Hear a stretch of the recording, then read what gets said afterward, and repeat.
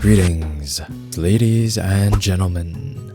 Being stuck somewhere during a zombie apocalypse, whether it be your bathroom, out in the forest, or in the basement, is completely normal. However, could you imagine being stuck at the very top level of a skyscraper? Introducing the Bateman office building. Located in the heart of Louisville? Yes, that is correct. I don't know what happened or what our poor survivor Thibault Lang did the night before, but he is indeed now stuck at the very top of this skyscraper. It shall be a slow crawl and a very painful experience making his way down to freedom, but he is determined, and with a strong heart, muscular biceps, and a big brain, he will test his survival skills through the many days and nights trapped in this very skyscraper.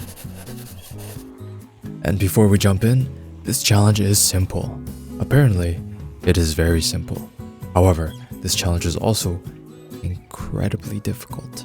And when I say incredibly difficult, I mean incredibly difficult. Survive and escape any way you can. It is simple, but not only that, the challenge is also incredibly difficult, as seen right here.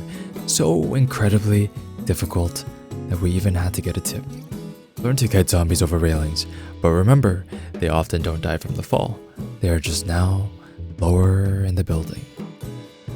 Now, you might be wondering what sort of man Thibault Lang is?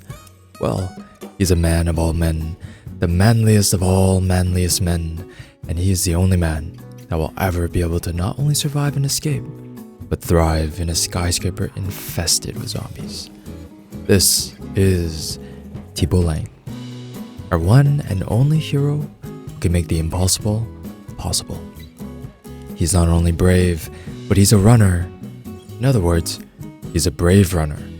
Do not question Thibault Lang for being both brave and a runner. It is obvious that he runs headfirst into his enemies and not away from them. So, pull up your pants, buckle up, and let's see Thibault Lang in action. Here's Thibault, and he needs help. He's currently stuck at the tippy top of this skyscraper. Thibault, however, is the most perfect man of all mankind, the perfect being. He has the brains to match the brawn, and so, using only 1% of his brain power, he starts ripping the clothes off his back to make rags. While he's ripping up his clothes, he stares straight into the gaze of the zombies trapped behind glass and makes very sure that they know that Thibault will not be their next meal.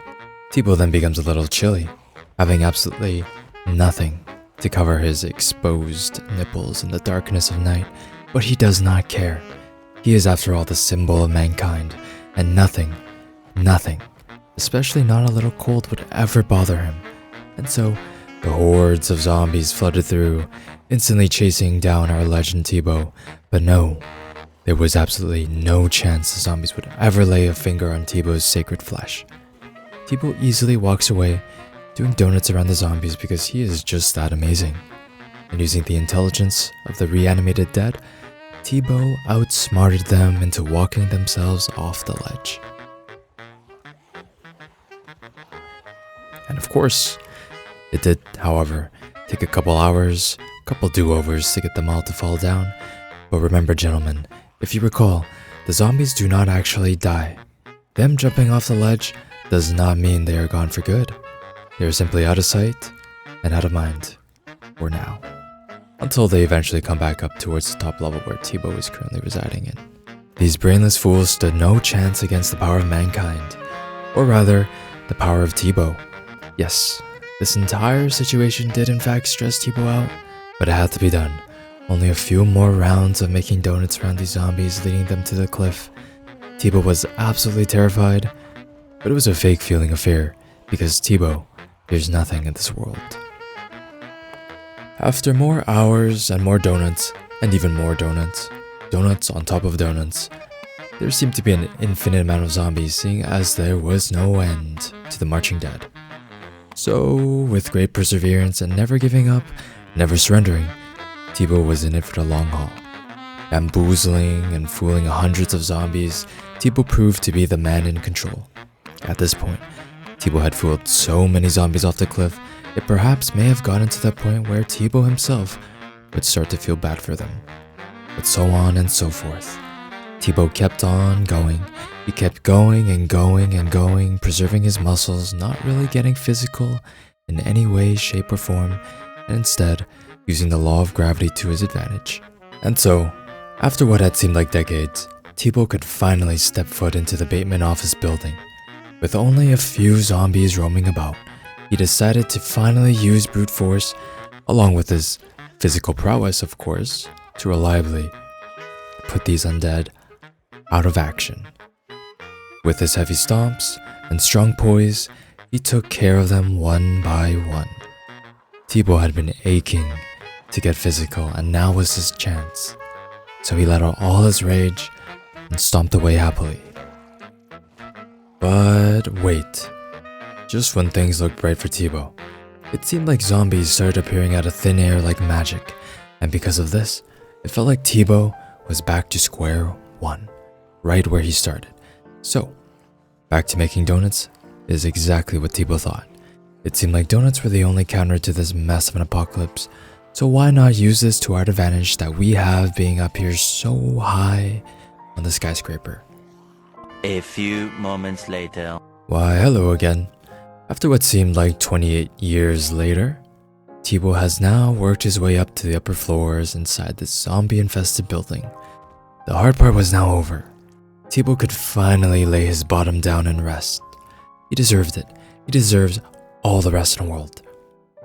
However, if you were thinking that the hard part has come to pass, well, I'd have to ask you to rethink once again, because you must remember, this is but one floor, just one floor out of the many, many, many floors of this cursed skyscraper. And there were many floors with many more surprises to come. But for now, Thibaut enjoyed his breath of fresh air away from the undead hordes and seeing the kitchen stocked with goodies for his tummy to enjoy. Fast forward an hour later, Thibaut had found himself manhandling the zombies that followed his scent upstairs. He fought, shoving, stomping, and stomping, but getting a little careless in the process, garnering a few scratches and bites all over his upper torso and arms. He was doing so well. He was doing so well throughout the night, but it seemed like overconfidence was a silent and insidious killer. And so, Thibaut fought for his life using only 10% of his physical prowess and smarts to completely destroy the zombies, as we'd expect from the symbol of mankind. The overwhelming numbers of zombies soon flooded like a tidal wave and forced poor old Thibaut back outside, where he would make his final and last stand. All hopes of survival and finding the cure to the zombie apocalypse was now on his shoulders, and he shouldered it with confidence, brute forcing his way, slaying all the zombies with his foot. Thibaut, the zombie slayer. On this very day, he is now known as Thibaut, the symbol of mankind and the zombie slayer. Having completely lost track of time, Thibaut realized it was finally over. Or at least, he hoped that it was over, because even the most perfect man needs to sit his bottom down for a little break, and Thibaut could not do so if there were still zombies in the vicinity. Finally, not a single moan from the undead was heard from the upper floor, so Thibaut was finally given the chance to take a stroll downstairs towards the light of freedom. After exploring what seemed to be a more residential floor with proper bedrooms and not very much to offer, Thibaut took a peek down towards the next floor. And oh my, zombies! More and more and more zombies! Yes, just when Thibaut thought he was done seeing those ugly mugs of the Walking Dead, he had to see even more. However, no, it wasn't just one or two. Not a simple one or two mere zombies, there was a whole lot of them. A mini horde, shall we say. And you may have guessed it. Thibaut. Poor Thibaut was forced back, scrambling up the stairs where he came from and back to the floor he started in. Thibaut was furious, very furious. All his hard work, his efforts, his patience, everything was just thrown out the window. Why couldn't there just simply be no more zombies, you might ask? Well, my friends, this is of course a zombie apocalypse. And in order for a zombie apocalypse to be a zombie apocalypse, you will need zombies. And lots of them. An infinite amount of them. I digress. Anyways, Tipo started drawing their attention, screaming at the top of his lungs, and went back to the surefire plan of making donuts around the zombies and tricking their small, little pea-sized brains to walk off the building's ledge. Battered, bruised, and left with only a tiny sliver of hope left in his heart, Tipo charged straight down the hall by the stairs and was met with an unruly opposition. Who would have guessed? Zombies! It was more zombies. Why yes, of course, more zombies is in fact what Tipo had to deal with. And so he did, stomping and shoving over and over. But wait, what is this? Tipo had found himself a hatchet. Ah yes, finally, a proper weapon befitting of the manliest man on the planet of mankind. There is no way any zombie would ever stand a chance against him now. Tipo was already so very deadly, with only his fists and legs. Could you imagine him with a proper weapon, such as this lovely, lovely looking hatchet? It's been forever, but there was no sign of the zombies' onslaught ending anytime soon, and so, Tipo, being absolutely exhausted, pushed past his limits of a human being and transcended into a god. He spent the next few hours fighting for his life, being absolutely out of breath, with his achy muscles, but he was a god, and it was nothing too hard for him to handle.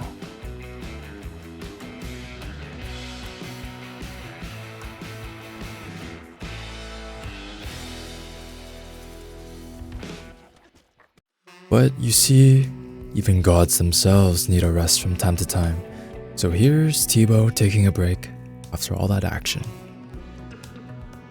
Tipo then went to grab some food because yes, gods also can get hungry, and Tipo was very hungry, devouring that delicious, cold, refrigerated bologna. He then took care of some not so very courteous zombies and decided to lay his bottom on a nice, comfy bed and rest. Yes, just a little rest and not actually sleeping, because you see, when your body is absolutely aching in pain and agony, it is very, very hard to sleep. In fact, it is almost impossible to sleep, and that was the case for old Tipo here. So, after a good bottom resting, Tipo went for a shower, except he washed himself and his clothes not in an actual shower, but the sink instead. Remember, gentlemen, it is very important to keep up with your daily hygiene and care, even more so in a zombie apocalypse. And no, not for the purpose of being squeaky clean for the zombies when they eventually eat you, but more so for simply hygiene's sake. You wouldn't want to be running around smelling terrible now, would you? And so, after cleaning up, Tipo looked in the mirror and realized just how handsome he truly was behind all that dirt and grime. And so, brimming with newfound confidence and finding a second wind, he made his way down the top floor once again. Abandoned. It was completely abandoned. Not a single life form was stirring. So, seeing as Tipo was very sleepy and drowsy, it was the perfect time for our most perfect man to go to bed. And so Tipo did, finally being able to lay his stressed out head on a nice soft pillow, embraced by the comfort and softness of the mattress his body laid on. Tipo finally went to sleep. Hi everybody. I just wanted to thank you all for making it to the very end of the video. If you enjoyed, please make sure to subscribe, as I'll be continuing our journey further with Tipo here on this terrible skyscraper. Anyways guys, yeah, hope you guys enjoyed. And I will see you on the next video. Bye bye.